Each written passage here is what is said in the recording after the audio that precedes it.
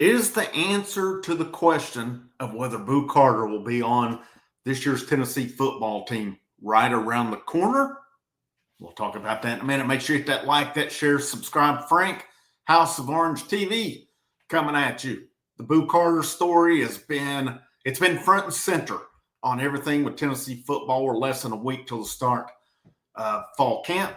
The season is not far off, guys. We're almost there, a little over a month away from the actual opener against Syracuse. This has dominated this current week, though, the Boo Carter situation. What's going on? Where did it start? Where did the rumors start?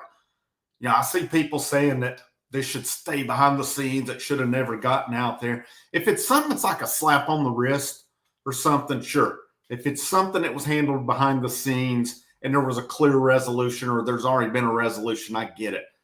It's pretty obvious in this one there's not a clear resolution right now. There's a way in, there's a way out on this one. Ever how it got started, it's big enough, though. To me, it's out there because one of your top players, their place on the team could be in jeopardy on this. Could it all be? I don't think this is all nothing. Could it all get rectified? Yes, absolutely on that one.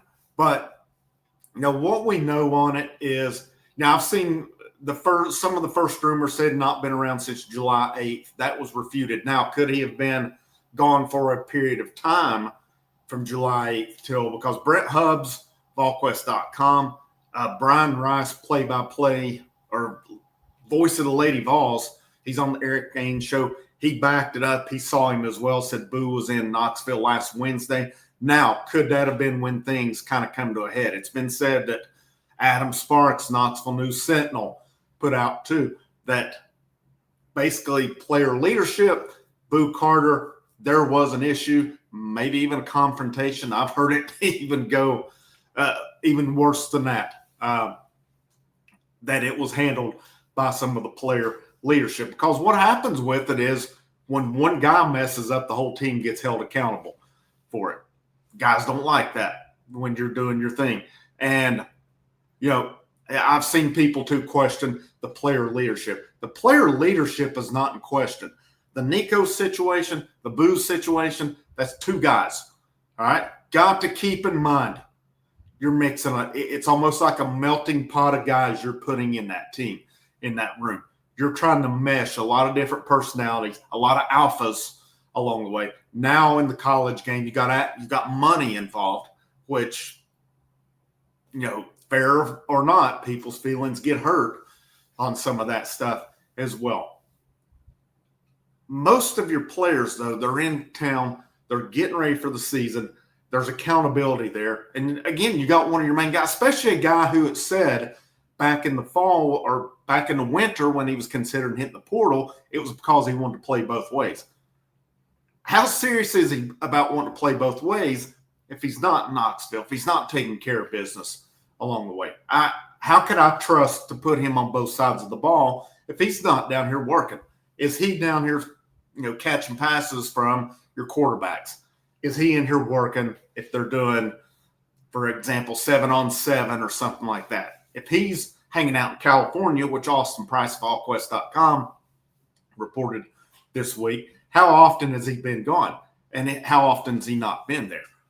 This is your time of year, man, to be getting ready for the season. It's not like the old days where you take the whole summer off and then you show up, once the season comes around or anything. It's a year-round deal.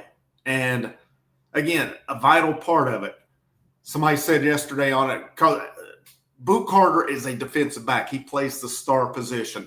It's basically the nickel position. Yes, it has some linebacker mentality on it. You've got to be able to tackle. You've got to be able to control the line of scrimmage on things, because we've seen Theo Jackson play there. We've seen safeties play there. We've seen corners play there. The one thing we've not seen linebackers play there, though. So is it a bit of a hybrid position? To an extent. It's still a secondary position, though. And again, it's an emphasis on these guys. They have to tackle. All right. If you're afraid of contact, you're not going to be the star. It's arguably the most important position in Tennessee's secondary, for sure. Who else can play there if it's not Boo Carter? To me, Colton Hood could play there. Jalen McMurray could play there. Could a Caleb Beasley play there? Edris Farouk. Farouk can knock the crap out of you. So I wouldn't rule out that he couldn't fit in as well. But you got to be able to cover as well. Again, that's been a vital position in this defense for a few years now. What we're looking at, and I mean, on top of that, Boo's your punt returner, who he looked really good once Mike Eckler finally put him there, which it cost us an Arkansas game over Mike Eckler's decision not to have Boo fielding punts. But anyhow, when we look at this, the time frame, it's Monday night. We're going to know Monday night on this. That is when, according to numerous people, the team is off this weekend. They have a meeting Monday night. Josh Heupel meets with the media on Tuesday, and then we're going from there. We know what the first question is going to be to Josh Heupel on Tuesday. It's going to be the status of Boo Carter. But if Boo is in that meeting Monday night, we'll know things are rectified and we're moving forward with it. I have to imagine there's going to be somehow, some way it's going to get out there. I don't see that staying tight-lipped up until the Heupel press conference. It'll get out there somewhere Monday night, and we'll know for sure on it. The hope is he's back.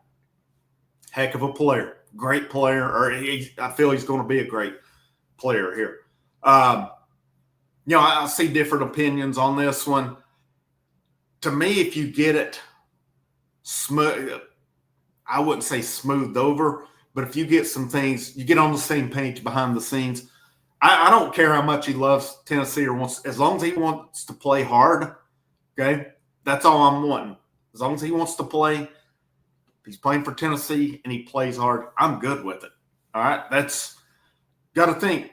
These guys, most of them, did not grow up with the fandom for Tennessee like we did. And I think it's hard to distinguish that sometimes. Because I see people saying, well, I don't want a team full of guys who want to be at Tennessee.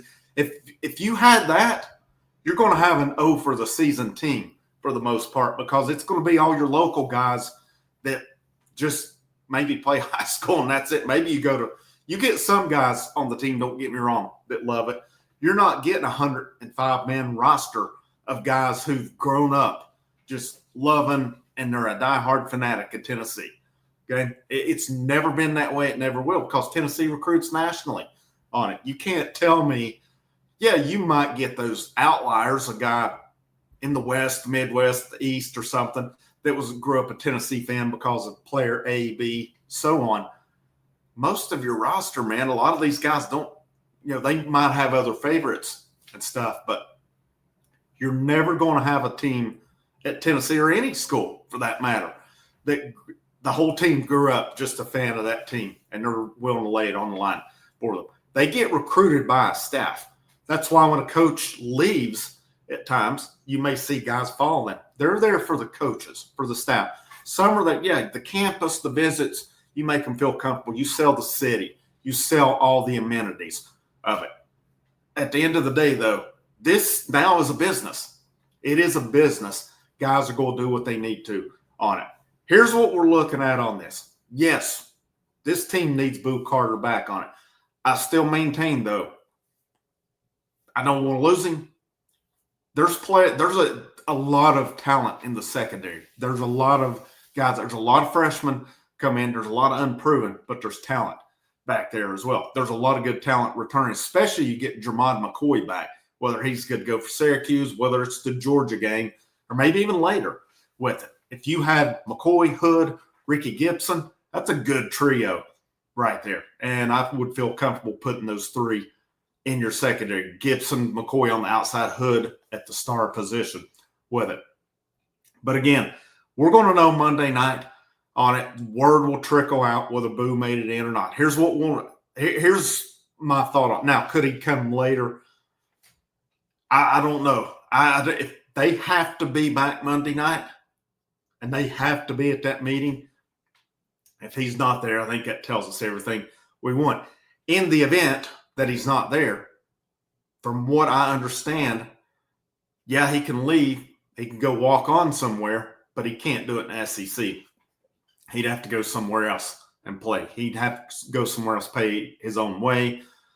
And two, his NIL he's getting through Tennessee would end once he leaves school as well. He's not going to get paid when he's not in school there for it. So Monday night, this weekend, I don't know that we'll hear much more. You may hear, more added to the story, but unless it's announced that he's leaving, I don't think we hear anything. I don't think we'll hear Boo will be at the meeting Monday night. I think if we were to hear anything, it'll be that he's left school. And hope is it all gets rectified, that, it's a guy maybe didn't take care of business, gets on the same page with leadership, meets, they see eye to eye, and we're ready to rock and roll. That's the hope on it. But again, I don't know. We'll know much more on that until Monday night. That is the key in the timeline for it. And got to think Josh Hype on staff want to keep him, no doubt. Big part, going to be a big part of the team. I mean, again, your star position, punt returner, and supposedly supposed to play some wide receiver too. And when you only got 7 scholarship wide receivers, they're going to need that depth over there as well, because after, Boo would make 8. After that, it's walk-ons moving over, unless you move somebody out for some packages or something like that. But this thing, we'll know on it. It's going to border going on a week with it, and we'll see where it goes. If anything comes before then, which I don't expect it will, try to bring that to you. And I'm sure it'll break out on social media too. Just giving my thoughts, my opinion on this, and the fact of what I do know is the meeting Monday night. Have a great rest of your day, Frank. House of Orange TV. I'll see you when I see you.